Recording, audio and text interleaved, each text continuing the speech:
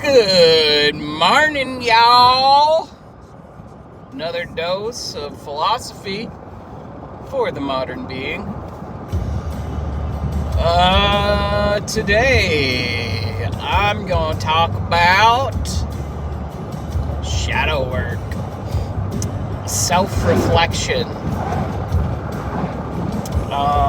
Really getting into the meat of why we are the way we are. Because if you don't fully understand yourself, you can't understand anybody else.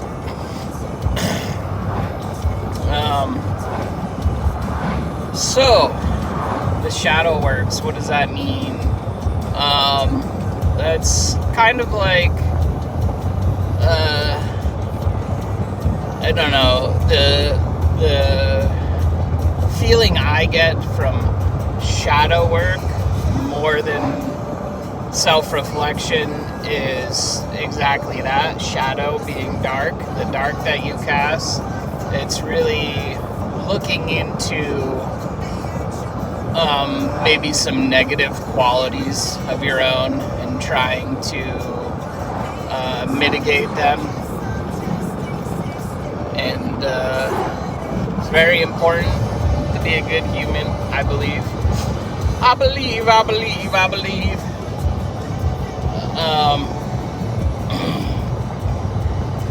So I've had a lot of painful realizations in my latter years that I wish I had, kind of come to the realization at a younger age. One being with my mother. We've never really seen eye to eye, and it was only until my early 30s, 32 I would say, that I really took a step back and tried to understand the picture as a whole. And here's the funny thing, there's a lot of kind of my generation, you can broaden the scope, I'm pretty sure just people in general hold on to these negative emotions of their parents. And the thing that we really don't comprehend completely about childhood is, like I said in a previous episode, that we're all kind of narcissists until we learn empathy. It's very hard to take yourself outside your own little world. That being said, the recollection of youth is kind of skewed, right? Kind of only see things your way. And I have a feeling this is going to happen with my son at some point, because he's very stubborn. He's kind of learning empathy now that he's turning 6 in a couple days. But he only sees people's reactions, and then he reacts to those reactions. He has a really hard time recalling his actions that warranted the reactions, right? And also, I've done better recently. I think we're turning a new leaf, so to speak, with him. Things are getting better each day. We're working with each other more than we're working against each other, which is great. It's what I've wanted from the beginning. But yeah, kids are a fickle being. They have, and in our case, both of our kids are extremely smart, wise beyond their years for sure. I've got a 2-year-old who's already speaking in 5-word sentences, which is insane. She's becoming pretty fluent with the English language. There's certain things she still pronounces a little funny, but I've heard from many people that her speech is pretty advanced.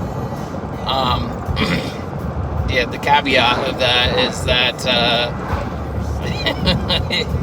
they're also sometimes too smart for their own good. She figured out how to open the child gate at daycare. She just watched the daycare provider do it a couple times and let herself out. So, Susie and I recommended a different gate, one that's a little bit harder to open for the children's. But she's strong and she's smart. She's a wonderful little lady. And my son is strong and he's smart and he's a wonderful little man. They're both going to be forces to be reckoned with. That's kind of another little catch-22 with children too. It's like all the adult admirable traits are not so great with children. You want them to be able to follow direction without having to over-explain yourself, but that questioning attitude later in life will help them. So it's like, and sometimes that young man is so quick with it, it's amazing. So last year when he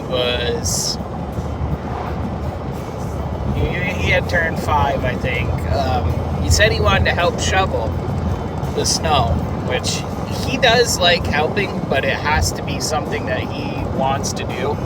He enjoys physical labor more than he does like cleaning up or organizing or things of that nature.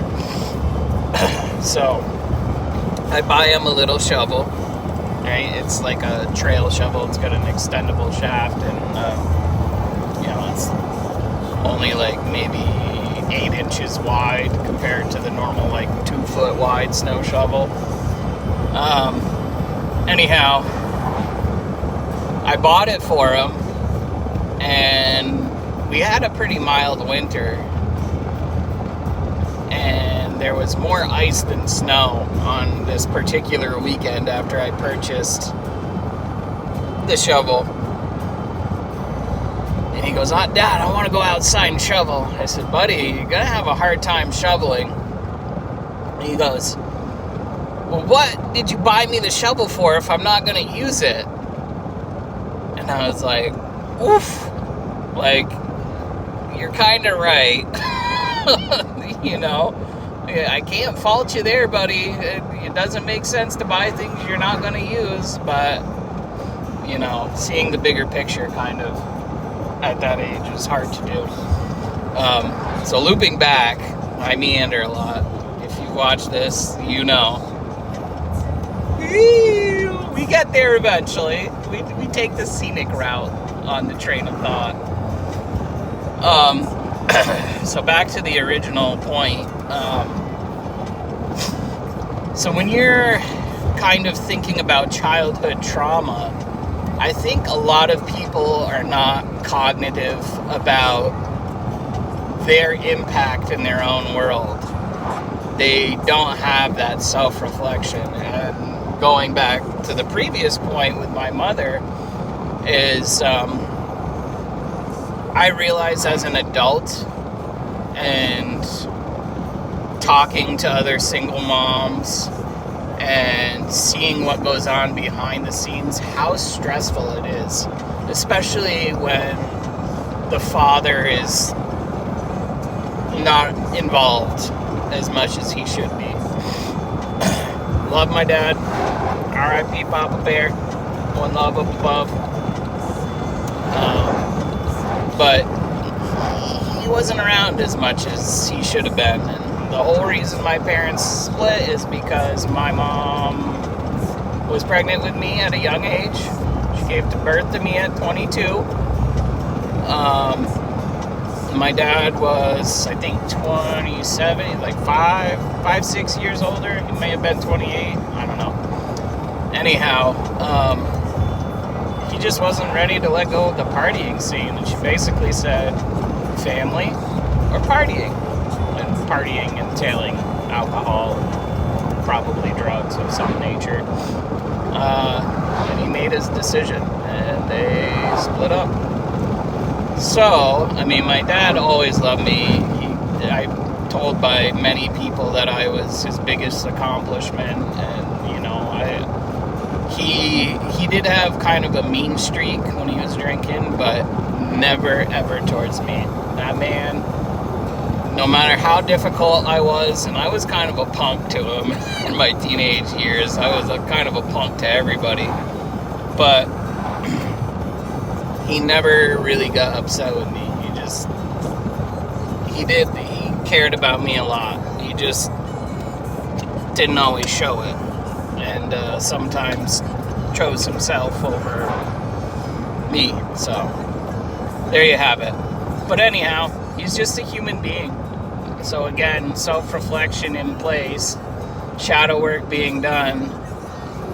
I've learned to let go of this resentment that I held for a long time of both of my parents. You know, I kind of was a lone wolf the majority of my life. And another thing that I'm working on too is kind of letting people in and keeping relationships, because my mom and I shuffled around quite a bit. We lived in Essex Junction. We moved to, before that, when I was born in Burlington. We lived with my dad. They split up when I was 2. Then we moved to Essex. That's kind of my earliest memory. Then we moved to Colchester. And so these, you know, younger friends that I had before kindergarten in Essex, I never saw again. Colchester was kind of a long stint, but I went to, so I'm pretty sure, I may be wrong, but I think Mallett's Bay was my elementary school, and there was also a different elementary school. Like, I remember going kindergarten through 3rd grade, and then I went to a different school after that, because there's way more kids up there than there is down here. If I would have graduated in Colchester, it would have been probably, I'm guessing, 300 kids, somewhere around there. And when I graduated down here, I think there was 27. There was less than 30 kids. There should have been 30 kids, but I think there was only 27 present at graduation. Some of them had graduated early. 1 or 2 of them had dropped out. So that's where we landed. But significant change. So I had this lone wolf mentality, and it's taught me to keep everybody at a distance. And I had a really not great relationship with a high school sweetheart for about almost 17 years, maybe 17 years. That should not have lasted that long. It was very toxic. We would break up, get back together, break up, get back together, and every time we got back together, it seemed like it was kind of a little less love and a lot more not hate, but disdain. So yeah, overall not the best situation. But anyhow, let's not live in the past, right? We're doing better. But the point being is that I allowed that relationship to persist because of my lone wolf mentality. So I basically sought out a relationship where I didn't have to be too involved, right? We were our own people, which is good. You know, you should have a strong sense of identity in a relationship, but also you should be a team, and we were not a team. I think maybe a handful of times we really exemplified teamwork, but over, 17 years, that's looked minuscule. It should have been way more than that. But the point being, again, is that I allowed that to persist because of a lack of shadow work and realizing that this lone wolf mentality wasn't really going to serve me in life, and I needed to kind of work beyond it and not be a product of my environment. There's a saying that I really subscribe to, and that's it's not everybody else's responsibility to tiptoe around your traumas. Yes, it's hard, but as an adult, you need to deal with them. Because these other people that come in later in your life, it's not their fault that things happened to you back then.